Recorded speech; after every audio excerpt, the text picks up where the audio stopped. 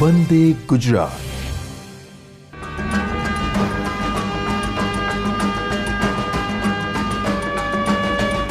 નમસ્કાર.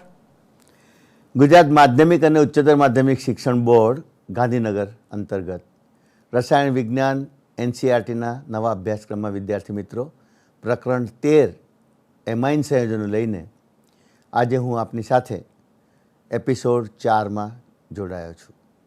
વિદ્યાર્થી મિત્રો, આપણે આ પ્રકરણની અંદર ધીરે ધીરે શરૂઆત કરીને મેં આપને એમાઇનના વર્ગીકરણથી તેના પ્રકાર શીખવ્યા, આયુપીએસીના નામકરણ શીખવ્યા, એમાઇન સંયોજનોના સ્ત્રોત, પ્રાપ્તિ સ્થાન કુદરતમાં ક્યાંથી મળી આવે, તેની ઔષધોની ઉપયોગિતા, આ બાબતોની ચર્ચા કરી. ઉપરાંત પ્રાથમિક એમાઇન સંયોજનો મેળવવાની વિવિધ પ્રક્રિયાઓની પણ ચર્ચા કરી. વિદ્યાર્થી મિત્રો, યાદ અપાવું તો આલ્કાઇલ હેલાઇડમાંથી એમિનેશન પ્રક્રિયા દ્વારા, એમોનોલિસિસની પ્રક્રિયા દ્વારા આપણને પ્રાથમિક, દ્વિતીયક, તૃતીયક, ચતુર્થક એમાઇન સંયોજનોનું મિશ્રણ મળે છે એ બાબત આપણે જોઈ ગયા. પણ પ્રાથમિક એમાઇન જોઈતા હોય, especially typical type of the primary amine, the final product, ત્યારે એમાઇડ સંયોજનોના રિડક્શનથી આપણને તેટલા જ કાર્બન ધરાવતો પ્રાઇમરી એમાઇન મળે છે.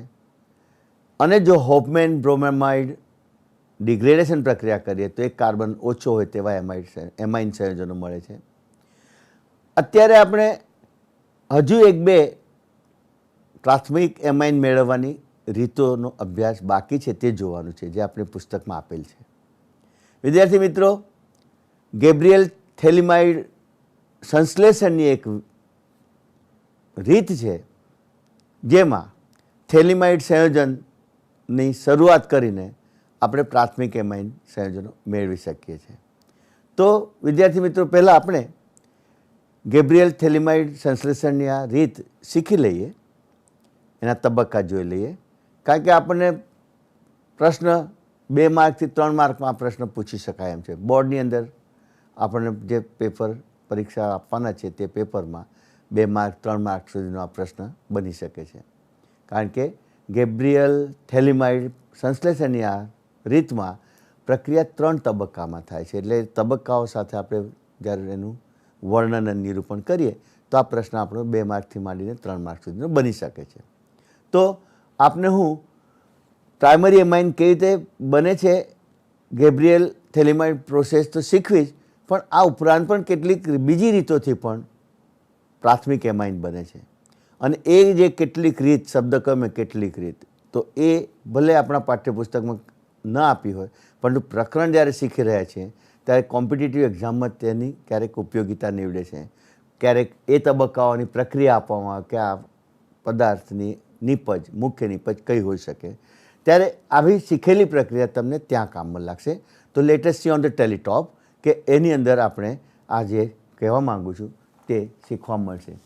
આલ્ડીહાઇડ અને કીટોન, ટેલિટોપ પર આપ વાંચી શકો છો કે આલ્ડીહાઇડ અને કીટોનના રિડક્ટિવ એમિનેશન દ્વારા પ્રાથમિક એમાઇન બને છે. વિદ્યાર્થી મિત્રો, પ્રક્રિયક તરીકે ઇથેનાલ, બેન્ઝાલ્ડિહાઇડ અને કાર્બોનિલ સંયોજન આપણે લીધા. ઇથેનાલ, બેન્ઝાલ્ડિહાઇડ અને એસિટોન, આ પદાર્થોની એમોનિયા સાથેની સીધી પ્રક્રિયામાં આપણને તેના ઇમાઇન સંયોજનો મળે છે. ઇથેનાલના પહેલા તબક્કામાં જુઓ તો CH3CHO plus NH3, it gives CH3CHNH, CH3CHNH, પણ CH અને NH વચ્ચે દ્વિબંધ છે. પરિણામે ઇન પણ છે અને ઇમાઇન પણ છે. એટલે ઇમાઇન એટલે ઇથેનાલ, ઇમાઇન એટલે આવ્યો. ડબલ બોન્ડ NH સમૂહને આપણે ઇમાઇન સમૂહ કહે છે. અને ઇથેનાલનો બન્યો છે એટલે ઇથેનાલ ઇમાઇન થયો. આ ઇમાઇન સમૂહના રિડક્શનથી આપણને આ CH અને NH જે છે પાયબંધ ધરાવે છે તેનું રિડક્શન થાય અને એ સમૂહ CH2NH2માં ફેરવાયો. આપણને પ્રાથમિક ઇથેન એમાઇન મળ્યો. અહીંયા આગળ ઇથેનોલમાં 2 કાર્બન છે તો પરિણામી નિપજમાં પણ એમાઇન જે બન્યો ઇથેન એમાઇન એમાં પણ 2 કાર્બન છે. તો આ પ્રક્રિયામાં પહેલાં ઇમાઇન બનવું ને ઇમાઇનનું ત્યારબાદ રિડક્શન થવું, એટલે ટાઇટલ તમે વાંચી શકો છો કે આલ્ડિહાઇડ અને કીટોનના રિડક્ટિવ એમિનેશન દ્વારા પ્રાથમિક એમાઇન સંયોજનોનું નિર્માણ. બીજી પ્રક્રિયામાં બેન્ઝાલ્ડિહાઇડેસ C6H5CHO. એમોનિયા સાથેની પ્રક્રિયામાં તેનો પણ ઇમાઇન બનશે બેન્ઝાલ્ડિમાઇન C6H5CH ડબલ બોન્ડ NH. તેનું રેની નિકલ દ્વારા રિડક્શન કરે હાઇડ્રોજન દ્વારા, તો હાઇડ્રોજનેશનની આ પ્રક્રિયામાં પાય બંધ તૂટશે, CH ડબલ બોન્ડ NH સમૂહનું રૂપાંતરણ CH2NH2માં થશે અને નિપજ બેન્ઝાઇલ એમાઇન મળે છે. C6H5CH2NH2નું નામ છે benzyl amine. Aryl aliphatic amine, એમાઇનનો પ્રકાર પ્રાથમિક જ છે વિદ્યાર્થી મિત્રો, આ ધ્યાન રાખવાનું. એસિટોન લઈએ છીએ CH3CONH2 CH3COCH3 એસિટોન. એમોનિયા સાથેની પ્રક્રિયામાં H2O દૂર થાય, પરિણામે આપણને અહીંયા આગળ C સાથે ડબલ બોન્ડ NH વાળો ઇમાઇન સંયોજન મળે, જેને કહેવાય આઇસોપ્રોપાઇલ ઇમાઇન. એસિટોન ઇમાઇન કહો તો ચાલે, પણ આઇસોપ્રોપાઇલ ઇમાઇન.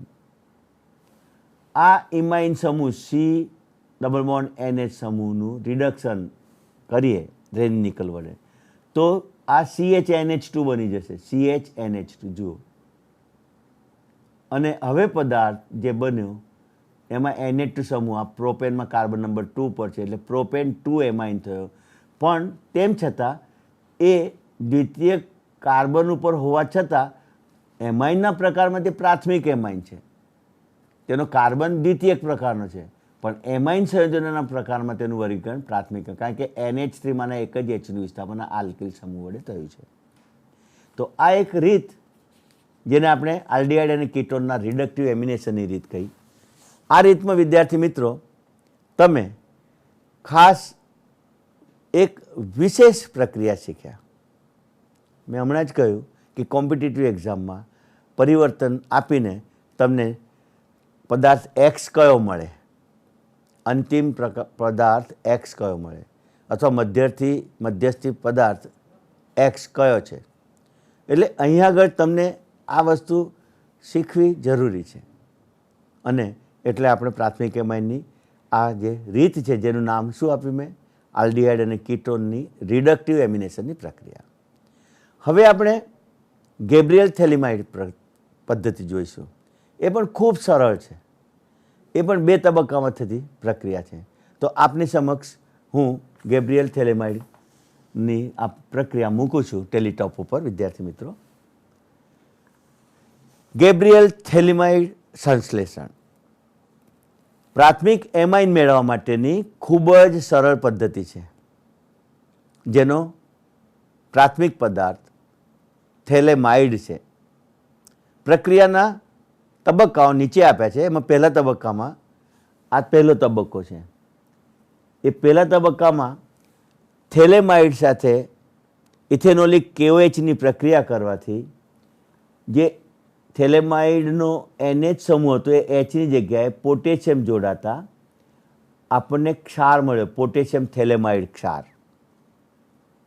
તો પહેલા તબક્કામાં થેલેમાઇડની પ્રક્રિયા આલ્કોહોલિક KOH સાથે કરીને પોટેશિયમ થેલેમાઇડ ક્ષાર મેળવવાની પ્રક્રિયા થઈ. બીજા તબક્કામાં આપણે જે પદાર્થનો પ્રાથમિક એમાઇન મેળવવો છે તેનો હેલાઇડ લેવાનો. આપણે જે પ્રકારનો પ્રાથમિક એમાઇન મેળવવો છે તેના હેલાઇડનો આપણે અહીંયા પ્રક્રિયક તરીકે ઉપયોગ કરીશું. અત્યારે આપણે મધ્યસ્થી પ્રક્રિયક તરીકે પોટેશિયમ થેલેમાઇડ મળ્યો, મારે ઇથાઇલ એમાઇન મેઇન પ્રક્રિયક જોઈએ છે, ઇથેન એમાઇન. તો અહીંયા આગળ પ્રક્રિયક તરીકે ઇથાઇલ આયોડાઇડ લઈશ, કોઈ પણ આલ્કાઇલ હેલાઇડ, જેમ કે ઇથાઇલ સમૂહ જોઈતો તો ઇથાઇલ આયોડાઇડ કે ઇથાઇલ ક્લોરાઇડ કે ઇથાઇલ બ્રોમાઇડ લઈ શકાય. ઇથાઇલ આયોડાઇડ મેં અહીંયા લીધો. તો આ પોટેશિયમ આયન અને આયોડાઇડ આયન KI તરીકે દૂર થતાં આ નાઇટ્રોજન છે થેલેમાઇડનો, તેના નાઇટ્રોજન સાથે ઇથાઇલ સમૂહ જોડાયો. તો હવે ઇથાઇલ સમૂહ જોડાવાથી આ જ પદાર્થ નાઇટ્રોજન સાથેનું ઇથાઇલનું જોડાણ છે, માટે N-ઇથાઇલ થેલેમાઇડ બન્યો. N-ઇથાઇલ થેલેમાઇડ પદાર્થ બન્યો. હવે આ પદાર્થ બન્યો એનું જલ વિભાજન કરીએ, જલીય NaOH વડે જલ વિભાજન કરીએ તો આ જગ્યાએથી આપણને પ્રાથમિક એમાઇન CH3CH2NH2 એટલે કે ઇથેન એમાઇન મળે છે, અને આ ભાગ જે છે જે કાર્બોનિલ ભાગ છે એ એસિડવાળા ભાગમાં રૂપાંતરિત થાય છે, એટલે કે થેલિક એસિડ, અને આપણને ઇથાઇલ એમાઇન પ્રાથમિક એમાઇન મળે છે. આ તબક્કામાં વિદ્યાર્થી મિત્રો મેં કહ્યું કે જલ વિભાજન કરવું છે. તો જલ વિભાજન કરવા માટે પ્રક્રિયક આપણો પાણીનો અણુ છે, પણ બેઝિક માધ્યમે NaOH લઈએ તો અહીંયા સોડિયમ ક્ષાર બનશે, સોડિયમ થેલેટ બનશે. આપણે જોઈએ એ તબક્કો કેવી રીતે થાય. તો વિદ્યાર્થી મિત્રો એ તબક્કાને જોવા માટે આપણે જોઈએ તો ફરીથી એકવાર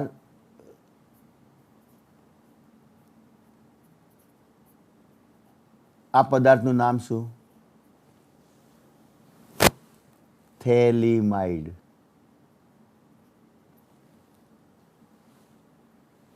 થેલિક એસિડ માંથી થેલિમાઇડ બને. પહેલા તબક્કામાં આપણે પ્રક્રિયા કોની સાથે કરી? આલ્કોહોલિક KOH સાથે કરી. આ H અને આ OH H2O તરીકે દૂર થઈને હવે આપણને ક્ષાર મળ્યો. આ થેલિમાઇડનો ક્ષાર મળ્યો. આ ક્ષારને આપણે કહીશું પોટેશિયમ થેલેમાઇડ, કારણ પોટેશિયમ જોડાયો ને, પોટેશિયમ થેલિમાઇડ. આ પ અને થ બે જોડાય છે, પણ પનું ઉચ્ચારણ થશે નહીં. હવે અહીંયા આ તબક્કો ખૂબ અગત્યનો છે વિદ્યાર્થી મિત્રો. જો હું ઇથાઇલ આયોડાઇડ લઉં તો પરિણામે આપણને એ જ ઇથાઇલ સમૂહનો એમાઇન મળે. અહીંયા પ્રોપાઇલ આયોડાઇડ લઉં તો આપણને કયો સમૂહ મળશે? એમાઇનનો કયો પદાર્થ મળશે? તો કે પ્રોપેન 1 પ્રોપેન એમાઇન, તો પ્રોપેન 1 એમાઇન મળશે. જે પ્રકારનો આપણે આલ્કાઇલ સમૂહનો એમાઇન જોઈએ છે તેનો હેલાઇડ પ્રક્રિયક તરીકે લેવાનો. તો અત્યારે મારે ઇથાઇલ એમાઇન મેળવવું છે, તો ઇથાઇલ આયોડાઇડ પ્રક્રિયક લઈને આ તબક્કામાં આ પોટેશિયમ થેલેમાઇડ સાથે પ્રક્રિયા કરીશ તો Ki દૂર થતાં આ આલ્કાઇલ ઇથાઇલ સમૂહ N સાથે જોડાણ પામશે, અને N સાથે નાઇટ્રોજન સાથે જોડાણ પામે તો આ જે ઇથાઇલ સમૂહ નાઇટ્રોજન સાથે જોડાણ પામે તો એનું નામ થયું N સાથે જોડાણ બતાવવા માટે આપણે N લખીએ છીએ, N ઇથાઇલ થેલિમાઇડ. આ તબક્કામાં જલ વિભાજનની વાત આવી. તો જલ વિભાજન જ્યારે કરીએ તો ટ્વાઇસ H2O લઈએ તો 2 ધનાયન H અને 2 ઋણાયન OH. આ અણુ એથી તૂટવાનો છે. આમ આપણા ઇથાઇલ સમૂહ સાથે નાઇટ્રોજન જે રહ્યો તેની સાથે જલ વિભાજન દરમિયાનના 2 H જોડાતા આપણને એમાઇન પદાર્થ તો મળ્યો, મુખ્ય જે આ એમાઇન જોઈએ છે આપણે જેના માટે પ્રક્રિયા કરીએ તો મળ્યો, પણ બાકીના 2 OH આ કાર્બન સાથે જોડાઈ આપણને 1,2 બેન્ઝીન ડાયોઇક એસિડ, જેને થેલિક એસિડ કહીએ છીએ, થેલિક એસિડ એનું સાદું નામ થયું, પણ IUPAC નામ કેવું હશે? તો benzene 1,2 dioic acid. This is dioic acid. તો આ નિપજ મળી. આ તબક્કામાં મારે તમને એ પણ કહેવું હતું કે જલ વિભાજન માટે માધ્યમ બેઝિક રાખવામાં આવે છે, NaOH.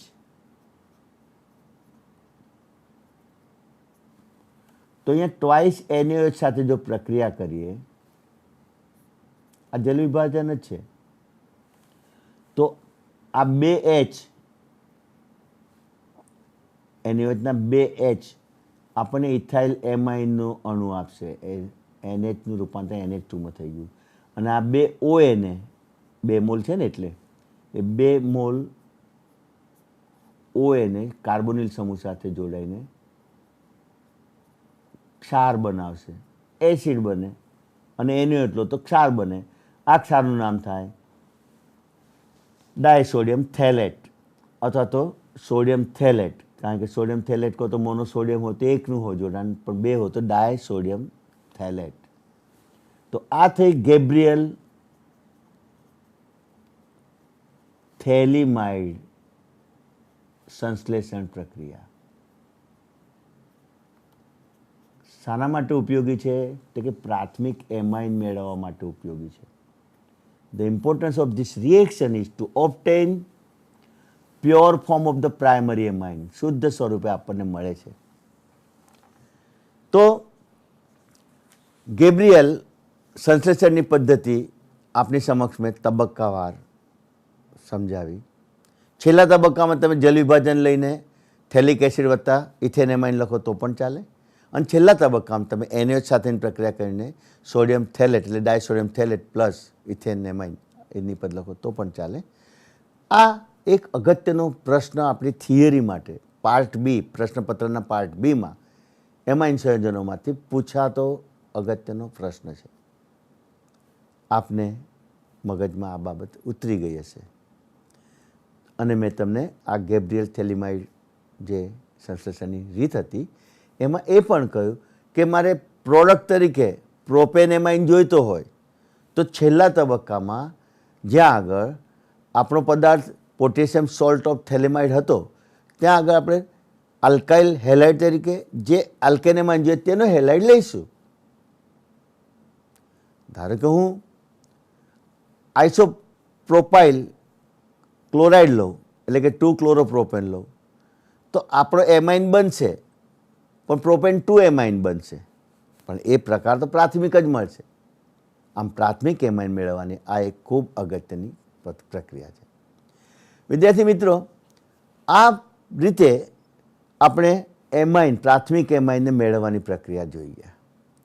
આપણે બીજી કેટલીક રીતો જેમાંથી દ્વિતીયક એમાઇન, જેમાંથી તૃતીયક એમાઇન કેવી રીતે મેળવી શકાય એ આપણે ચર્ચામાં આગળ લઈશું.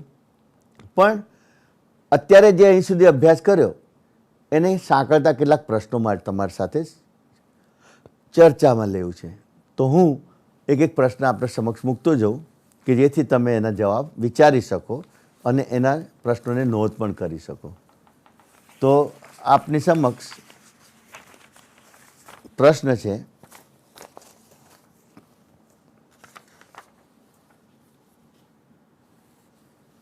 આ પ્રશ્ન આપણે વંચાય છે જે પૈકીના 2 પ્રશ્નો આપણે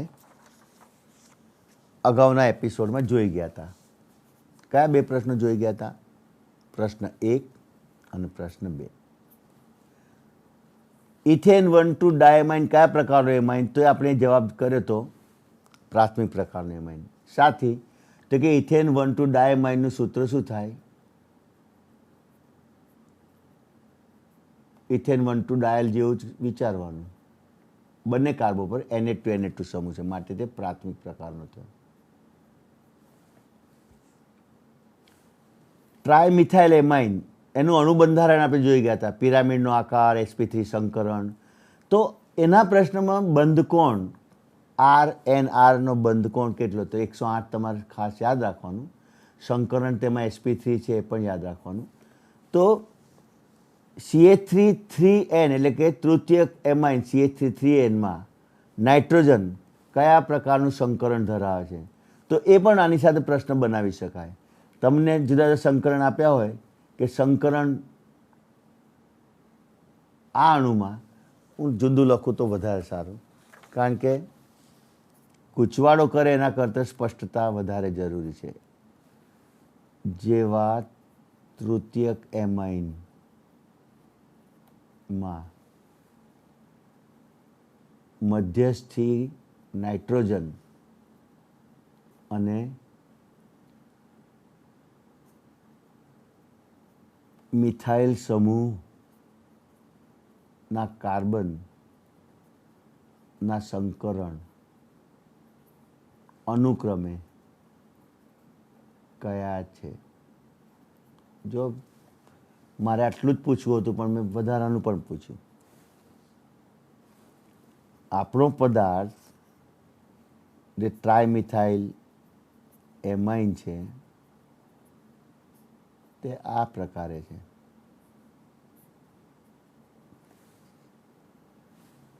નાઇટ્રોજન તો sp3 સંકરણમાં જ છે. 4 sp3 કક્ષકોમાંની 3 અયુગ્મિત કક્ષકો, તેના દ્વારા નાઇટ્રોજન મિથાઇલ સમૂહ સાથે સહસંયોજક બનતી જાય 1, 2 ને 3. અને ચોથી કક્ષક યુગ્મિત છે જેને બંધન રચનામાં ભાગ નથી લીધો. પણ સંકરણનો પ્રકાર કયો નાઇટ્રોજનનો? તો કે sp3. સારું, નાઇટ્રોજન સાથે જોડાયેલા મિથાઇલ, દરેક મિથાઇલ સમૂહમાં કાર્બનનો, એ કાર્બનનું સંકરણ કયું છે? તો કાર્બન પણ sp3 સંકરણમાં છે. તો આ બાબત તમારે ખ્યાલ રાખવાની હોય. તો આ પ્રશ્ન હતો એ આપણે ચર્ચામાં લીધો હતો. ત્યારબાદ ત્રીજો પ્રશ્ન છે કે આલ્કાઇલ હેલાઇડની એમાઇન સંયોજન સાથે પ્રતિક્રિયાત્મકતાનો ક્રમ કયો છે? What is the order of reactivity of the halides? તો આપણી પાસે હેલાઇડના 3 પ્રકાર છે: આયોડાઇડ, બ્રોમાઇડ અને ક્લોરાઇડ. આ 3માં આપણે જવાબ શોધવાનો છે કે આ 3માં કયા હેલાઇડની પ્રતિક્રિયાત્મકતા ખૂબ પ્રબળ છે. Ri less than RBr less than RCl, Ri greater than RBr greater than RCl, RBr greater than Ri greater than RCl. એટલે કે આ બે જે ક્રમ છે એમાં ક્રમ નથી ક્લોરાઇડ, બ્રોમાઇડ, આયોડાઇડ અથવા તો ફ્લોરો, ક્લોરો, બ્રોમો, આયોડાઇડ, એ દિશાનો ક્રમ નથી. પણ Ri જે છે એ Ri ને સેજ વિચારી લો તમે.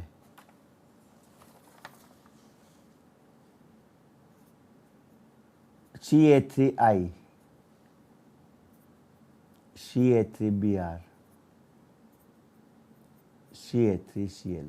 મને તમે માત્ર એક બાબતનો જવાબ આપો કે આ જે આલ્કાઇલ હેલાઇડ બંધ જે છે એ બંધમાં સૌથી લાંબો બંધ કયો હશે? C અને I વચ્ચે, C અને Br વચ્ચે કે C અને Cl વચ્ચે? તો એનો જવાબ કરવા માટે તમારે આ હેલોજન પરમાણુના કદનો વિચાર કરો. ક્લોરીન ધારો કે આટલો નાનો હોય તો એના કરતાં પછીના આવર્તમાં આવતો બ્રોમિન કદમાં એનાથી મોટો હોય, અને આયોડાઇડ એટલે કે આયોડિન પરમાણુ એનાથી મોટો હોય. હવે આ જ્યારે હેલાઇડ બન્યા હોય તો RCl એટલે આવો બંધ થાય. ક્લોરીન નાનો છે એટલે ટૂંકામાં ટૂંકો બંધ થાય. બ્રોમિન કદમાં મોટો છે એટલે RBr બંધ એ RCl કરતાં મોટો, અને જે RI નો બંધ હશે એ એના કરતાં મોટો. સૌથી મોટો બંધ RI નો. બંધ મોટો તેમ પ્રબળતા ઓછી. સમજતા જજો. પ્રબળતા ઓછી તો બંધનું ખંડન સરળ. ખંડન સરળ બને. આયોડાઇડ આયન સહેલાઈથી વિસ્થાપિત થાય. આયોડાઇડ આયન સહેલાઈથી વિસ્થાપિત થાય તો વિસ્થાપનની પ્રક્રિયા, કેન્દ્રાનુરાગી વિસ્થાપનની પ્રક્રિયા વધુ સરળ બને. તો તમને અહીંયા આગળ હવે મારો જે પ્રશ્ન હતો કે આ જે સક્રિયતાનો ક્રમ છે એ ક્રમમાં Ri will be the highest active compared to the bromide, compared to the chloride. કેવી નાની બાબત છે પણ ઉપયોગી બાબત છે. કારણ કે આપણે આ પદાર્થોમાંથી એમાઇન બનાવવું છે તો કઈ પ્રક્રિયા ઝડપથી થશે? નીચેના પૈકીની કઈ પ્રક્રિયાનો વેગ ઝડપી હશે? કઈ પ્રક્રિયાનો વેગ વધારે ઝડપી હશે? જો CH3F Na3, CH3Cl, ethanol, CH3Br. પ્રશ્ન એનો એ જ છે મિત્રો, પણ હવે પ્રશ્નનું ફોર્મેટ બદલાઈ ગયું. પ્રક્રિયા રૂપે મેં આપ્યું. તમને સમજવામાં સરળતા થવી જોઈએ કે આ ઇથેનોલ માધ્યમ પૂરું પાડે છે. આલ્કાઇલ હેલાઇડની જલીય દ્રાવ્યતા ખૂબ ઓછી છે, માટે ઇથેનોલિક દ્રાવણમાં તે દ્રાવ્યતા અને એવા દ્રાવણમાં એમોનિયા વાયુ પસાર કરીએ તો આ ચારમાંથી સૌથી ઝડપી પ્રક્રિયા કોનામાં થશે? મિથાઇલ આયોડાઇડમાં. સૌથી ધીમી પ્રક્રિયા કોનામાં થશે? તો કે CH3Fમાં. આ ચારેયમાં સૌથી ટૂંકામાં ટૂંકો આલ્કાઇલ હેલાઇડ બંધ કયામાં હશે? તો કે મિથાઇલ ફ્લોરાઇડમાં. અને સૌથી મોટો આમાં. સક્રિયતાનો ક્રમ CH3I greater than CH3Br greater than CH3Cl greater than CH3F. આ થયો સક્રિયતાનો ક્રમ, એમાઇન સંયોજન બનાવવાની પ્રક્રિયાનો ક્રમ. બરાબર છે? ચલો, આ ચારે ચાર પદાર્થો ના મેં બંધની પ્રબળતા કહી તો સૌથી વધારે નિર્બળ બંધ કયામાં હશે? કયા હેલાઇડમાં? તો કે આયોડાઇડ હેલાઇડમાં. તો આ રીતે આ પ્રશ્ન હતો તમારી સામે મૂક્યો હતો. હવે તમને હું હજી એક પ્રશ્નની ચર્ચા પર લઈ જાઉં. જુઓ, બેન્ઝાઇલ ક્લોરાઇડ, બેન્ઝાઇલ ક્લોરાઇડ એટલે C6H5CH2Cl. તેની એમોનિયા સાથે પ્રક્રિયા કરવાથી કઈ નિપજ મળે? કયો પદાર્થ મળે? તો અહીંયા તમને આપેલો જે પ્રક્રિયક છે તેનું નામ આપ્યું છે. નામ આપ્યું છે તો તમને તેનું સૂત્ર ખબર થવી જોઈએ, તો જ તમે એનો જવાબ કરી શકો. તો અહીંયા આ જે પદાર્થ છે બેન્ઝાઇલ ક્લોરાઇડ, તો બેન્ઝાઇલ ક્લોરાઇડનું સૂત્ર આવું થાય બંધારણ, આ CH2Cl, અથવા તો અણુસૂત્ર તરીકે C6H5CH2Cl, અને એનું નામ થયું બેન્ઝાઇલ ક્લોરાઇડ. આલ્કોહોલિક દ્રાવણમાં એમોનિયાની પ્રક્રિયા કરવી છે, અને આ એમોનોલિસિસની પ્રક્રિયામાં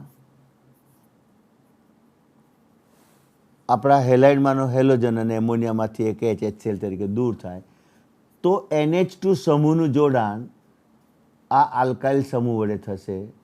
પરિણામે આપણને આ નિપજ મળશે. આનું નામ બેન્ઝાઇલ એમાઇન.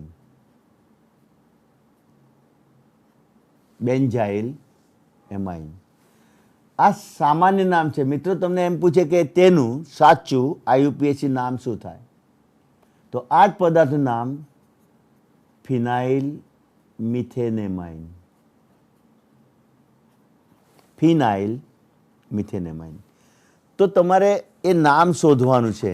આ ઓપ્શન 4 આપ્યા છે એમાં કે બેન્ઝાઇલ ક્લોરાઇડ વત્તા એમોનિયા, અહીંયા ઇથેનોલ લખવું જોઈએ. નિપજ કઈ મળશે? Benzyl ammonium chloride? ના. Benzoyl chloride, benzoyl amine. શબ્દ સાંભળજો, બેન્ઝોઇલ એમાઇન. એટલે બેન્ઝોઇલ એમાઇન એ બેન્ઝીન ઉપર COCl સમૂહ હોય, COCl, તો બેન્ઝોઇલ આ ક્લોરાઇડ થયો. અને અહીંયા આગળ NH2 સમૂહ હોય તો આ જ પદાર્થ બેન્ઝોઇલ એમાઇન થયો. તો કે બેન્ઝોઇલ એમાઇન ના મળ્યો આપણને, તો બેન્ઝાઇલ એમાઇન મળ્યો. બેન્ઝેમાઇડ? તો કે ના. Benzyl amine? તો કે હા. આપણો જવાબ ડી. તો આપણે જે શીખ્યા છે એ શીખેલી વસ્તુમાં જે પ્રશ્નો મૂકીએ છીએ, તો પ્રશ્નો અમે બનાવીએ છીએ પરીક્ષા માટે, તો કઈ રીતના બનાવીએ છીએ તેની તમારી સામે મેં રજૂઆત કરી. હવે હજી એક પ્રશ્ન કે હોપમેન બ્રોમેમાઇડ વિઘટન પ્રક્રિયામાં આપણે પ્રોપેનેમાઇડ અને બેન્ઝેમાઇડ આ પ્રક્રિયકો લઈને પ્રક્રિયા કરીએ તો કઈ નિપજ મળે? બેન્ઝીન, આપણે વાત પ્રશ્નને સમજો. હોપમેન બ્રોમેમાઇડ વિઘટનની પ્રક્રિયામાં બેન્ઝેમાઇડ અને પ્રોપેનેમાઇડ પ્રક્રિયકો દ્વારા કઈ નિપજ મળે? તમારે તો વિદ્યાર્થી મિત્રો જે પૂછ્યું છે એનો જવાબ કરવાનો છે. આ બે વસ્તુ 2 માર્કની થઈ ગઈ. તમે જે પૂછ્યું છે એનો સીધો જવાબ લખો. જેમ કે બેન્ઝેમાઇડ લો તો તેની પરિણામી નિપજ, કારણ કે તમે હોપમેન બ્રોમેમાઇડ વિઘટનની પ્રક્રિયા કરો છો, તેમાં એલિમિનેશન થશે, CO સમૂહ નીકળી જશે અને તે સિવાયનું એમાઇન બનશે. એટલે બેન્ઝેમાઇડ એટલે બેન્ઝીન ઉપર CONH2 સમૂહ છે, CO નીકળ્યા તો એનિલિન મળે. અને પ્રોપેનેમાઇડમાં CH3CH2CONH2 છે, CO કાઢી લો તો ઇથેનેમાઇન મળે. હવે પ્રશ્ન સાંભળો. હોપમેન બ્રોમેમાઇડ વિઘટનની પ્રક્રિયામાં બેન્ઝેમાઇડ અને પ્રોપેનેમાઇડમાંથી મળતી નિપજો અનુક્રમે કઈ છે? તમે સીધું જ નામ લખી દો કે આ નિપજોના સીધા સૂત્રો લખી દો. એટલે કે 2 સૂત્રો પદાર્થોના લખો કે 2 નામ લખો. 2 માર્કનો પ્રશ્ન થયો. વર્ણન કરીને લખો કે તમે સીધો જવાબ લખો. અમને અપેક્ષા છે તમારા સીધા જવાબની. So we want only the 2 names of the products. તો વિદ્યાર્થી મિત્રો, ટેલિટોપ ઉપર આ પ્રશ્ન જોઈએ કે મેં તો MCQમાં મૂક્યો છે આ પ્રશ્ન. જો મને ખબર નહીં કે કયા 2 નિપજો મળે, ઇથેનેમાઇન બેન્ઝીનેમાઇન. એ સાચું છે. બેન્ઝીનેમાઇન આપણે એનિલિન પણ કહીએ છીએ. પ્રોપેનેમાઇડમાંથી પ્રોપેનેમાઇન ના મળે અને બેન્ઝેમાઇડમાંથી બેન્ઝીનેમાઇન તો મળે પણ પ્રોપેનેમાઇન ના મળે. એટલે આ ઓપ્શન ખોટું. પ્રોપેનેમાઇન અને બેન્ઝાઇલેમાઇન એ પણ ખોટું. આપેલા બધા ખોટું. આપણો જવાબ એક સાચો છે. આ પ્રશ્ન મોડેથી વાતોથી આપણે જો જોઈ ગયા તેની જગ્યાએ જરાક વિચારીએ તો વધારે ખબર પડશે. વિદ્યાર્થી મિત્રો જુઓ, બેન્ઝેમાઇડ છે એનું સૂત્ર શું થાય? અણુસૂત્ર CONH2. પ્રક્રિયા પૂર્ણ કરો રીતે પૂછાય કે એની મુખ્ય નિપજ કઈ છે પૂછાય? ગમે તે રીતે પૂછાય, પણ તમે હવે શીખ્યા છો એટલે બહુ જ ચીવટથી એને જવાબ કરવાના.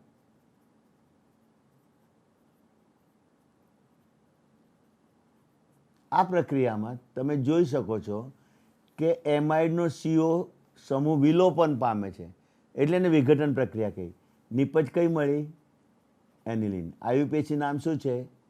Benzene amine. બેન્ઝીનેમાઇન. આ પદાર્થ કયો છે? બેન્ઝેમાઇડ. તમને એક આ પૂછ્યું હતું તો તમારા જવાબમાં એક આ હોય. બીજો પદાર્થ જે પૂછ્યો હતો તે પ્રોપેનેમાઇડ. CH3CH2 COCH3 3 કાર્બનનો એમાઇડ. સોરી, આ કીટોન મેં લખાઈ ગયો ભૂલમાં. એમાઇડની વાત ચાલે. CH3CH2 CONH2. પ્રોપેનેમાઇડ 3 કાર્બનનો એમાઇડ. પ્રક્રિયા આની આ જ. બ્રોમિન 4NaOH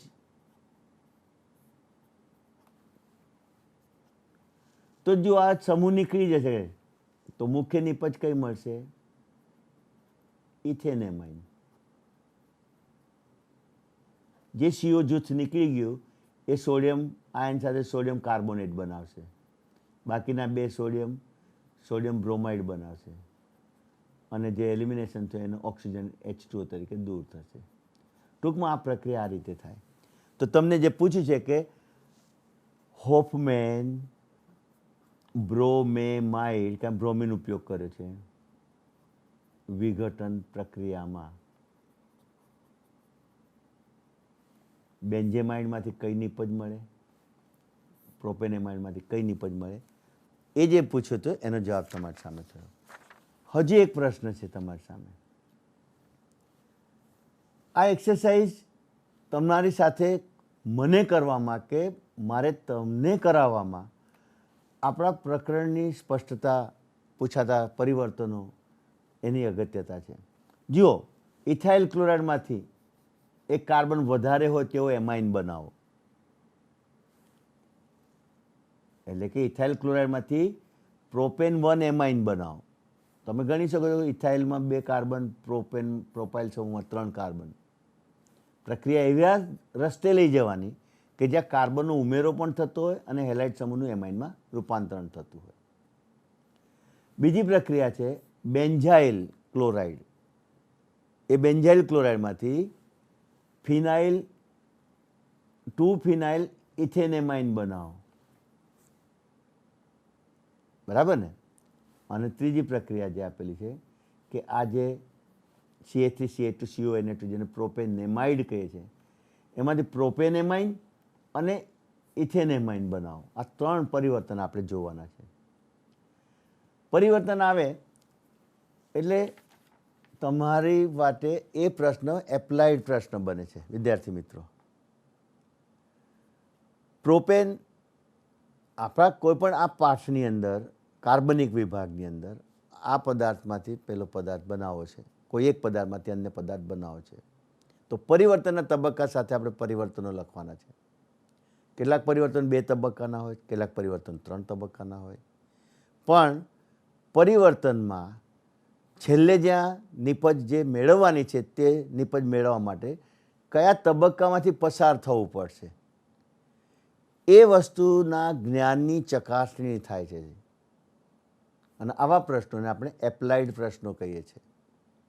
આપણા પ્રશ્નપત્રમાં આની ખાસ જોગવાઈ છે કે 100 માર્કનું પ્રશ્નપત્ર હોય તો 40% નોલેજ બેઝ ક્વેશ્ચન હોય. સીધા બુકમાં આપણને જે વિગતો આપી છે, વ્યાખ્યાઓ, મૂલ્યો, એને સીધું પૂછ્યું એને જ્ઞાન આધારિત કહેવાય. 30% સમજ આધારિત, અન્ડરસ્ટેન્ડિંગ બેઝિસ ક્વેશ્ચન. તમે જેમ કે ટ્રાયમિથાઇલ એમાઇનના અણુનું બંધારણ આજે શીખ્યા, તો એ બંધારણમાં તમે કેટલી બધી વિગતની સમજ મેળવી. સંકરણ નાઇટ્રોજનનું કહ્યું તો કે sp3. ટ્રાયમિથાઇલ એમાઇન જે sp3 સંકરણ ધરાવે છે છતાં તેનો આણ્વીય આકાર શું મળ્યો તો કે પિરામિડ આકાર. ચોથો બંધ કેમ જોવા ન મળ્યો? કારણ ચોથી જે સંકરણ ધરાવતી sp3 સંકૃત કક્ષક હતી તે યુગ્મિત ઇલેક્ટ્રોન ધરાવતી, બંધ રચનામાં વપરાઈ નથી. ખૂણો તે કે અબંધકારક ઇલેક્ટ્રોન યુગ્મો વડે અપાકર્ષણની અસરથી બંધ કોણમાં ઘટાડો તો થયો, પણ ટ્રાયમિથાઇલ એમાઇનમાં ઘટીને કેટલો થયો? તો 109.28 મિનિટથી ઘટીને 108 થયો. આ બધી માહિતી તમને મળી.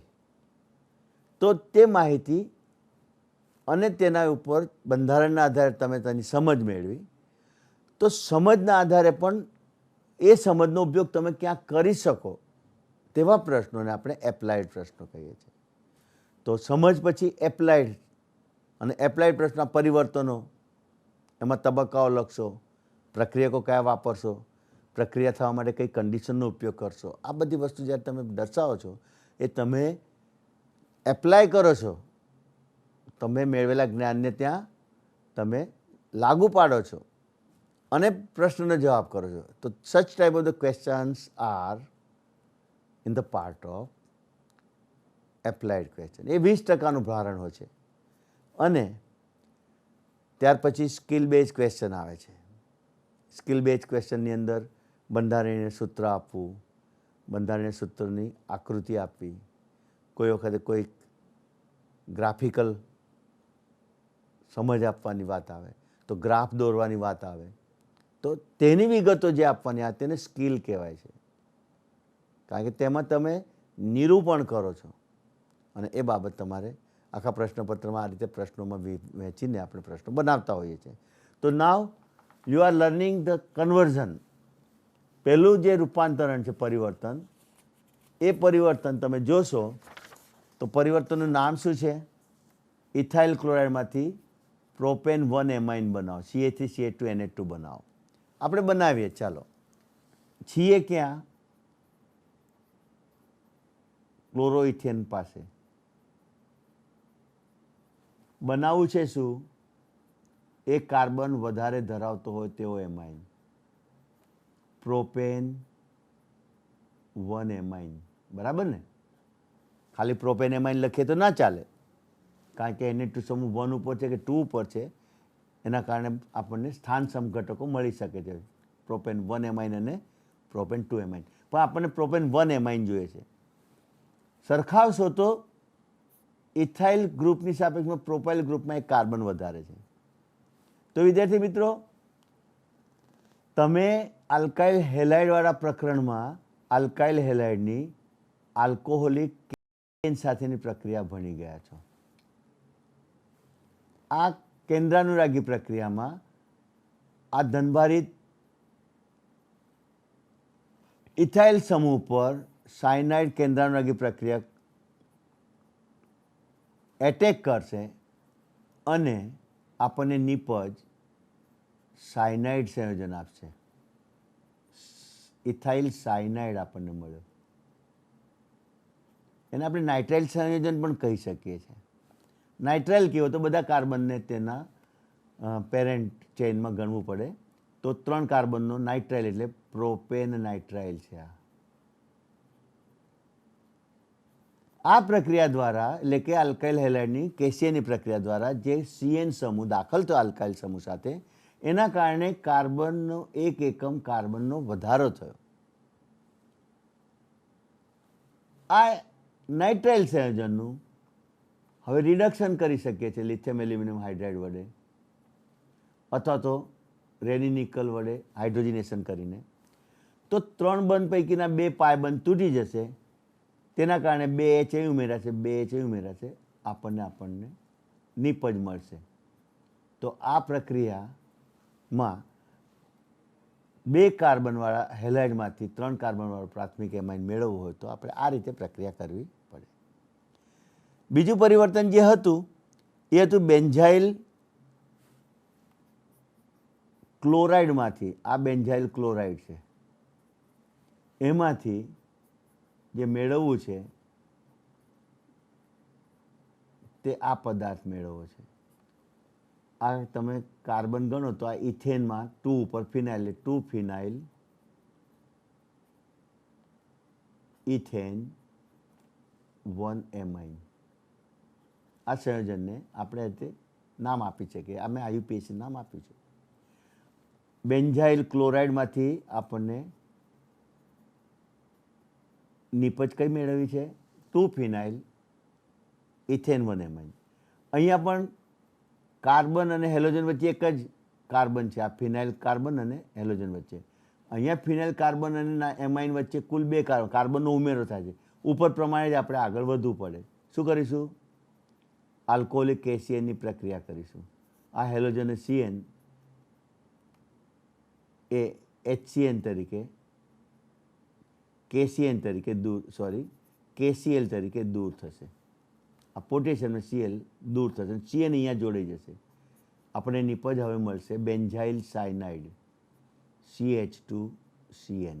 આ ટ્રિપલ બોન્ડ છે. Benzyl cyanide.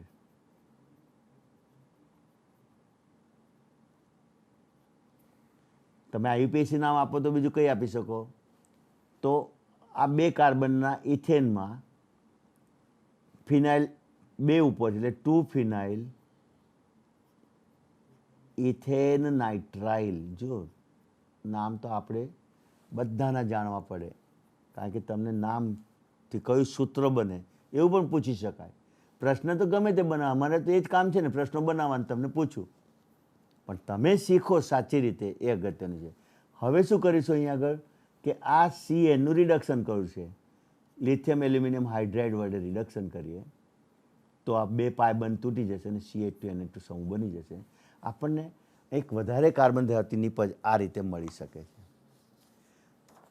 ત્યાર પછી ત્રીજું પરિવર્તન જે હતું તમારા અભ્યાસ માટે તે હતું આ પ્રોપેનેમાઇડ છે મિત્રો.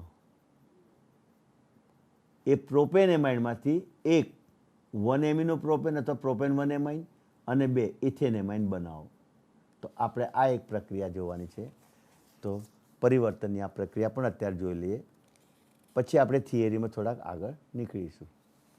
તો આ પ્રક્રિયામાં તમે જોશો તો પ્રોપેનેમાઇડ મેઇન પદાર્થ છે. પહેલો પદાર્થ પ્રોપેનેમાઇડ, CH3CH2 CONH2, 3 કાર્બનનો એમાઇડ, પ્રોપેનેમાઇડ. વિદ્યાર્થી મિત્રો, તો તમને ખબર છે ને કે આ પ્રોપેનેમાઇડ એ એસિડ એમાઇડ કહેવાય. પ્રોપેનો એક એસિડમાંથી બનેલો એમાઇડ, પ્રોપેનેમાઇડ. ઓકે, તો જો આપણને આ નિપજ જોઈતી હોય, જેમાં એક કાર્બનનું વિલોપન કર્યા પછીની નિપજ જોઈતી હોય, તો આપણે હોફમેન બ્રોમેમાઇડ પ્રક્રિયા કરીશું. ભૂલીને તો નથી ગયા ને? આને હોફમેન બ્રોમેમાઇડ પ્રક્રિયા કરીશું. આ CO ક્રિયા આપણને મુખ્ય નિપજ આ મળે. ઉપરાંત બાય પ્રોડક્ટમાં સોડિયમ કાર્બોનેટ, ત્યાર પછી સોડિયમ બ્રોમાઇડ અને H2O, આ 3 બાય પ્રોડક્ટ નીકળી જાય. પણ મુખ્ય નિપજ આપણને શું મળે? એક કાર્બન ઓછો હોય તેવો એમાઇન, ઇથેન એમાઇન. અને તેટલા જ કાર્બન ધરાવતો એમાઇન મેળવવો હોય તો એનો અર્થ એમ થાય કે મારે આ કાર્બોનિલ સમૂહનું રિડક્શન કરવું પડે. રિડ્યુસિંગ એજન્ટ તરીકે લિથિયમ એલ્યુમિનિયમ હાઇડ્રાઇડ લઈ શકો છો, કે રેની નિકલ વિથ હાઇડ્રોજન પણ લઈ શકો છો. તો અહીંયા આગળ આ પ્રક્રિયામાં ઓની જગ્યાએ 2H ગોઠવાય અને ઓ જે એલિમિનેટ થયો તે બનાવશે H2O. એટલે H2O દૂર થતાં આપણને પ્રોપેન 1 એમાઇન મળશે. વિદ્યાર્થી મિત્રો, આપણે પરિવર્તન દ્વારા ખૂબ અગત્યના મુદ્દાઓની ચર્ચા કરી. ખાસ તો મારે એ જ કહેવું છે કે આ રીતે આપણે પ્રાથમિક એમાઇન બનાવવાની પ્રક્રિયાઓ જોઈ ગયા, પ્રાથમિક એમાઇન જોઈ ગયા, પરિવર્તનોના અનુસંધાનમાં જોઈ ગયા. હવે એના પછીનું સ્ટેપ કયું? આપણે અભ્યાસમાં કયું સ્ટેપ આવે? ત્યાર પછીનું જે સ્ટેપ આવે છે તે છે આપણે આ પ્રકરણમાં જે એમાઇન જેનો અભ્યાસ કરવાનો છે તેના ભૌતિક ગુણધર્મો. ભૌતિક ગુણધર્મોમાં પદાર્થોના ગલનબિંદુ, ઉત્કલન બિંદુ, તેઓની જલીય દ્રાવ્યતા અને તેઓની બેઝ તરીકેની સક્રિયતા, આ બધા જ લક્ષણો, આ બધી જ પ્રકૃતિનો આપણે અભ્યાસ કરવાનો છે. પણ બેઝ તરીકે આ બધા જ એમાઇન સંયોજનોમાં નાઇટ્રોજન જે છે તે અબંધકારક ઇલેક્ટ્રોન યુગ્મ ધરાવનાર ઘટક છે. તે ઇલેક્ટ્રોન યુગ્મ દાતા હોવાથી લ્યુઇસ બેઝ તો છે જ, પણ આ લ્યુઇસ બેઝ તરીકેની પ્રબળતા પ્રાથમિક, દ્વિતીયકથી તૃતીયક બંધારણ તરફ એમાં ક્રમિક 100 ફેરફાર થાય છે. આ જ એમાઇન સંયોજનોની જલીય દ્રાવ્યતાની વર્તણૂક, જલીય દ્રાવ્યતાની સરખામણી પણ આપણે જોવાના છે. તો આ રીતે આ જે બીજી બાબતો છે તે હવે પછીના એપિસોડમાં આપણે જોઈશું. વિદ્યાર્થી મિત્રો, આપ આ રીતે જે મારી સાથે કામ કરો છો, મુદ્દાઓને નોંધો છો, હું તમને જ્યાં જ્યાં કોમ્પિટિટિવ એક્ઝામમાં ક્યાં ઉપયોગી છે તેની વિગત આપતો રહું છું, તેની પણ તમે નોંધ કરતા રહો છો. તો આજે આપણે અત્યારે જે કંઈ વિગત મેં આપને શીખવી તેને નોંધી લેશો. આવતા એપિસોડમાં તમે મારી સાથે જોડાઓ તે પહેલાં આનું દૃઢીકરણ કરીને મારી પાસે આવશો તો હું જે કંઈ બીજી એક્સરસાઇઝ તમારી સમક્ષ રજૂ કરીશ તો તેમાં તમે યાદ રાખેલું જે જ્ઞાન છે તેનો ઉપયોગ કરી શકશો. You can apply your knowledge in to the incoming questions. તો આ એક અગત્યની એક એક્સરસાઇઝ છે. તમને મારી સાથે પર્સનલ આ રીતે રૂબરૂમાં આ પાઠના અભ્યાસ કરવા માટેનો લાભ મળ્યો છે. હું મારો પ્રયત્ન પૂરતો કરીશ કે તમને આ પ્રકરણ સંપૂર્ણ રીતે સરળ બને અને ખૂબ ઉપયોગી બને અને પૂરેપૂરા માર્ક તમને પરીક્ષા દરમિયાન અપાવે, કોમ્પિટિટિવ એક્ઝામમાં પણ એટલા જ તમને સક્ષમ બનાવે. તો આ રીતે હું તમારી સાથે આજે આટલું જ કામ કરીને આવતા એપિસોડ માટે હું તમને ઇન્વાઇટ કરતા આપનો આભાર માનું છું. ખૂબ ખૂબ આભાર વિદ્યાર્થી મિત્રો. Thank you. ગુજરાત વિદ્યાર્થી મિત્રો, વંદે Gujarat. Have a nice day to all of you.